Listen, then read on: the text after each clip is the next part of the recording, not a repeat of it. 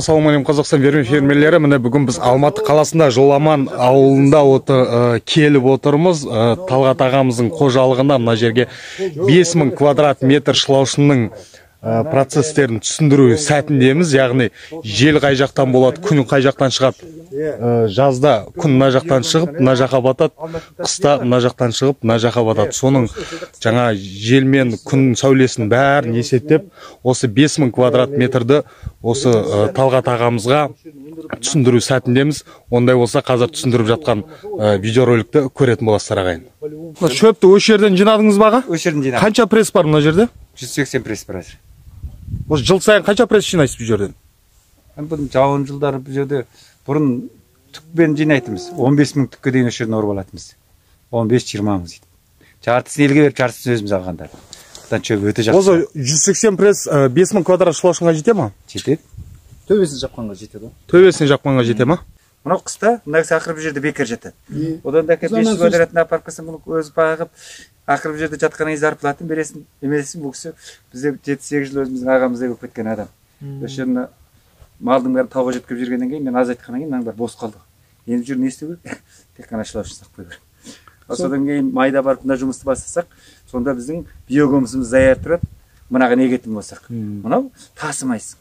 Қыстай өзі бұл жерде бір тиын шығарып, көң сатып алып жатқан жоқсың, шөп сатып алып жатқан жоқсың, іштен істемейсің. Өздігіне бір адам зарплатыменен бұл өзі бәр нәрсе бәленбай квадрат биогумыс даяр болады. Реттеліп жатады. Бұлай көлдерің саса, ол бұлай арғы. Сонда мынадан құрт сыртынан қашып кетейін. Қашса кете берсін. Көрі, мұнаның чипырын, мұнаның не бүйтіп жатыр ма мұна? Ана чипырды әкеленде, мұнаған 2 метр, бірақ немесе мана ұқсаптай қойды. Онша көп жерде тимейтін. Ал мен келешекті ойлап жатқан міне мынандай болып тұр ғой. Теплі сасасақ міне, күнге бұлай. Не бұлай, не бұлайға. Мынаны қазір бұрттарды бұлай түсірген дұрыс. Бұрттарды бұлай түсіретін болсақ, осылай еңкіштеу болу керек. Мына жағы көбірек болу керек та. Жаңағы сіздің ана жаққа не қойып қойдыңыз ғой, тоқтың несі. Тақталары бар ғой. Тақта сияқты бұлай тұру керек. То есть мына жағы 80 сантиметр, мына жағы 30 сантиметр болу керек. Биіктік 80 мына жақ? Мына жағы 80 болу керек. 70-80 бола берсін. Ар жағынша? Мына жағы 30 болады. Сол кезде мына жақты аласыз, ар жаққа көбірек лақтырасыз. 80 болса сонда бар ғой. Мына жағынан тіремесек, мынау 80 сантиметр мынандай мынау болмайды. Мына жағын іштеме жоқ қой, түсіп кетеді ғой. Жоқ, былай болады ғой. 80 сантиметр болғанда тік болмайды. Мынандай тік болмайды. Осылай болады да. Осылай болады. Мына жағы мынандай болып жатады да. Тірейтін еш нәрсе керек емес. Тірейтін керек жоқ. Тірейтін керек емес. 70-80 бола берсе болады. 70 болады. Болмаса мына жағы 30 жағы 30 болу керек қой. Ұзындығы бірақ 2 метр, иә? 2 метр болғанда көресің, мынау әзір 40 метр болса 80 квадрат. 5-еу жасасаңыз 50 квадрат болады. 500 квадрат. Осыны ор қоя. Қазір не ойларыңыз қалай болып тұр? Аға, мынаны осы жерден бұрт жасап жіберу. Осы жерден именно ол өте тиімді вариант бар. Сонда мынау мынаның үсті ашық бола бере ме? Ашық бола береді. Не үшін 80 қылып жатырмыз? Ана құрт ішінен үсіп өнбей ме қыста? Жоқ, қалың жағына кетеді ғой. Қалың жағына кетеді да. Үсіп жатса қалың жағына кетеді. Күн жылы болып жатса жұқа жағына кете береді. Прямо осы жердің өзінде борт осы жерде жасаса керек қой. Соны айтып жатырмыз. Ешқандай. Оны бір қойым, мен не қылып жатқаным негізінде менің ойым мына жағында кішкене желдің бәрі мына жақтан болады да. Жел. Иә. Бұлай көлденең жасаса деген. Көлденең жасасаң мына екі арасында су басып қалады екен, болмайды екен. Нағатсаңшы күн бұлай жағынан тиіп тұр ғой. Осы жағынан тиіп тұр ғой. Күн осы жағынан тиіп тұр. Көлденең жасайтын болсақ, бұлай тіке тимей қалады. Мына жағына ысқақ осылай болып тұру керек. Жел мына жақта көп қой. Жел мына жақтан көп қой. Осы жақтан көп, иә. Осы жақтан көп.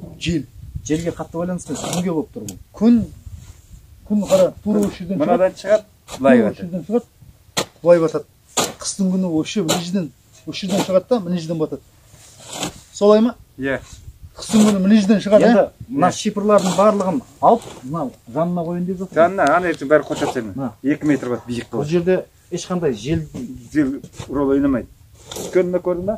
Мына желдер қалың көңді былай қарай түсіп кетеді. Боран қатты жел. Үріп жібереді. Мынау қазір 10 сантиметр, 7 сантиметр қалыңдықта. Мынаны қоршайтын болсаңыз, мына жағына артына қар үйлі болады ғой. Мынаның артына. Алдына да, бер жағында да осылай болып жатады. Одан ешқандай қиындық жоқ. Қиындық жоқ, ештеңе қылмайды. Боран алып кетеді андай жерге. Тұрса тұра берсін, өйткені мен мына темірге мына чипырдaki 2 метрден қойған кезде мынау 2 метрден менің бойымнан биік былай кетіп кетсе сол 1.80 басам. Сонда мынаның үстін қар басып жата береді ғой. Шөбіңіз жатыр ғой анам. Даяр. Бұрыш жасап ішіне қойған кезде шпалдың үстінде жанында жүре беруге болады. Былай құламайды. Ровно тұрады. Жоқ, мынаны бар ғой. Мынаның үстінде жатыр. Мынаны алу керек. Міне. Суын көр. Ой, бәлет, топ тұр ғой мынау. Шығып тұр ғой кәдімгі. Жетпеді-ау? Жетпеді-ау 20 метрге. Жетпесе 20 метрден. Тастаған басым. Ары қарайғысы немене ғой? Махито бар ма? Махито шыға ма? Ал енді сен Алмат, шердері Алмат. Жаңа емді өгімдікін суын қайнату үшін жәгіде емес. Мынаның астына былай темірді қой, жаңа шарбақсап көмірді olsun. Үштаудан соң бір жылда қайнап тұрады. Әне мен осы апара алмай қалдым. Ана жаққа малға қайнатып жатырмын. Аға, мынау бар ғой, мынаны бар ғой. Мынау сіздің алған неңіз бар ғой. Өте тиімді, бірақ бұны сәл жақындату керек негізінде. Котлованды ма? Жақыратқанмен менің ойлаған көрдім, мынаң бар еңіс болып тұр. Тегіс жер ана жағы болып тұр. О, сол суды көрдің бе? Анадан тартасың да анаған апарасың. Мынаны тартасың да мынаған апарасың. Екі жағында ойлаған бұл. Жоқ, мынаның өзі жетеді анында. Жетеді ғой, 1 метр қойса, мынау да Мынау жетеді. 300-пен әкемей қойсасын, бұл 200 трубаменен ішіне. Менде осыған салатын мынандай жуан насос үзіліп бар жатыр. Сол Қытайда сол кезде әкеп, олар бұл сауыма немен істеткен жоқпын.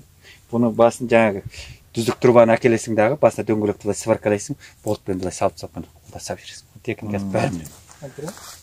Содан кейін бұл жаңағы мына жерге 200 труба ішіне внутренний труба салу керек та, дұрыс. Труба емес, мынаға сен жаңағы жүздік насос саласың ғой. Бұл көп адамның неменесі жүздік насос салған кезде мынаға насостың қаншалықты үлкен салсаң, су соншалық көп салады.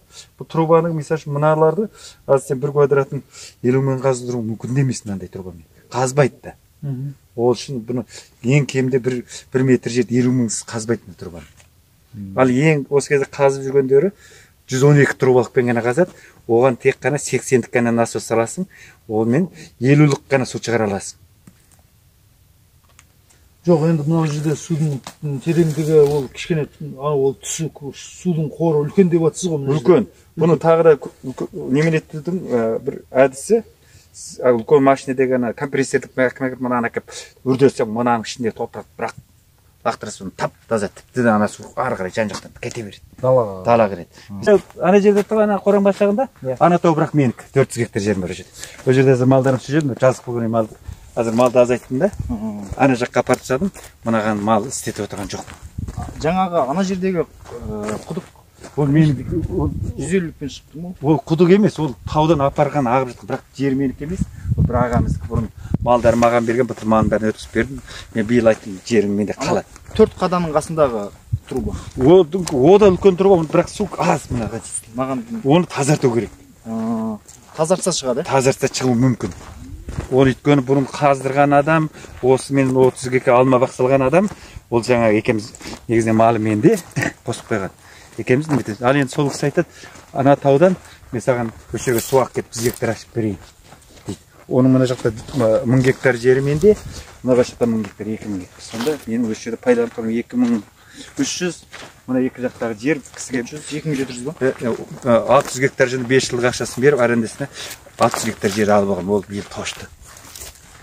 Айтып отырмын ғой, енді ана жерде бір оқшаған үлкен базым болған, оны сатып жердім. Анау тұрған базылар. Ол қой. Міне ана жерде отырғанда 1000 қой бағып отырған бар. Ана жақта бәрі қой, бұрын бірақ сиыр болған өшердің бәрі. Бәрімізде сиыр болған. Өш жерде мыңдай сиыр, мыңдай жылқы жататын олжас. Әзір бәрі соның құртты бірақ. Малдан зиян болғаннан кейін. бекет жоқ қой. Иә. Өйткені бұл жерде кей жылы қуаңшылық болған кезде, мына шөп шықпаған кезде дым жоқ. Қыстай малды жем шөппен асырайсың да, ештеме жоқ. Содан кейін бұның бәрі босатты, не болса да жаңағы биогомысқа өтіп жатқан себебі сол. Әй осыдан енді. Соншама жұмысымыз талап. Керемет қой негізінде. Сол дұрыс нәрсе ғой. Сол біз енді негізінде ана төбеден жоғарыдан бастаймыз да төмен қарай құлдыраймыз. Негізі төменнен жоғары қарай көтеру керек. Біз даяр ақшамен істедік. Айтып отырмын, мына жазықтың бәрі мына жерде менің өзіме иедершілігім 3000 гектар жер болды. Анатау 5000, 7000 гектардай жер болды ғой. Мал көп болған соң.